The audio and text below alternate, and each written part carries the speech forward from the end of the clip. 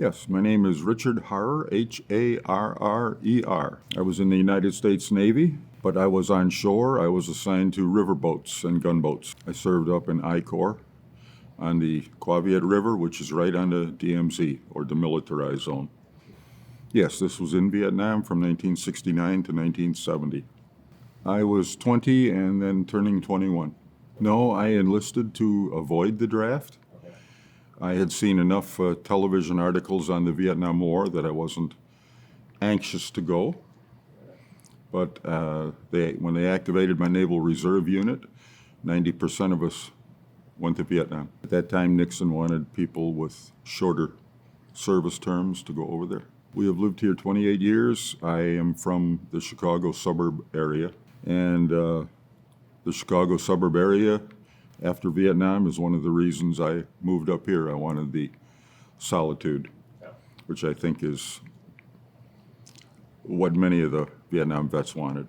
That's what I wanted to tell you about. When I came back, I was wearing the Navy tropical white uniform, similar to what you would see in JAG. But since I was in a river division, I had a black beret. I felt very proud of myself, proud of my service. When I walked into the San Diego airport to board a flight home, the first thing that happened was some hippie came up to me, gave me the flying fickled finger of fate, and called me a baby killer. I literally hunkered down in the plane. I didn't want anybody to look at me. I was the last person off the plane in Chicago. I really didn't want to get off. And that affected me for 40 years. Eventually, I realized that because of the way the country treated the Vietnam veterans, no one blames the soldier anymore. Now, since Vietnam, it is yellow ribbons, it is welcome home, it is thank you for your service. And if we did that, then I am very proud to wear this hat to acknowledge my service. And the welcome home at the Escanaba Airport yesterday went a very long way to heal that welcome home 50 years ago. Very long way. Awesome. I cannot thank your organization enough. And don't you get it here, because then I will. The 1960s were a very different time. Yeah. Very different. There were one or two atrocities committed in Vietnam, as I believe are committed in any war. Yeah. But they made the news, of course, and therefore all of us soldiers were guilty by default. Yeah. And that was not the case. No. I was to D.C. 32 years ago. We were escorts for my son's 8th grade tour of D.C. However, many of the memorials we saw yesterday were not built then. I did see the Vietnam Wall, but back then I was still denying my service. It meant so much more to be there. I said goodbye to a few people on the wall, and it meant, oh, now I'm going to tear up. Right. And it meant much, much more yesterday. I will not go into the story, but there were 2 Marines who had died there. I was involved in the incident, and I never knew their names. So I looked up what panel had February of 1970 on it, and I just knew they were somewhere on that panel. Where's your Kleenex? Yeah, sorry, I didn't have it No, ready. So. yeah. Yes, I am in 2 veterans groups at a vet center, and those groups are so cathartic, so healing. You can say anything you want to say, and the same goes for yesterday. You can say anything and know that you will be understood and you will not be criticized, because everyone went through similar things. At least the Vietnam veterans have a core brotherhood. I don't know if I'm repeating myself, but I wear this because I want vets to come up to me, such as in Walmart, wherever. My groups and now this trip have done so much good for me that I want to be able to tell them about it and see if I can get them involved. I've gotten 2 guys into our vet center groups whose wives have come up and thanked me because they say their husbands are so much better when they come home from a group. You know, even if it only lasts a day or 2, it will eventually last longer and longer. Everyone who went yesterday, I will guarantee you somewhere in the back of their mind, when they went to that wall, it is, why are 58,479 names here and I came home? Survivor's guilt is huge. Everything stood out, yes. Yes, it's very difficult for me to single out individual things. Of course, for me, the Vietnam Wall, was the most important.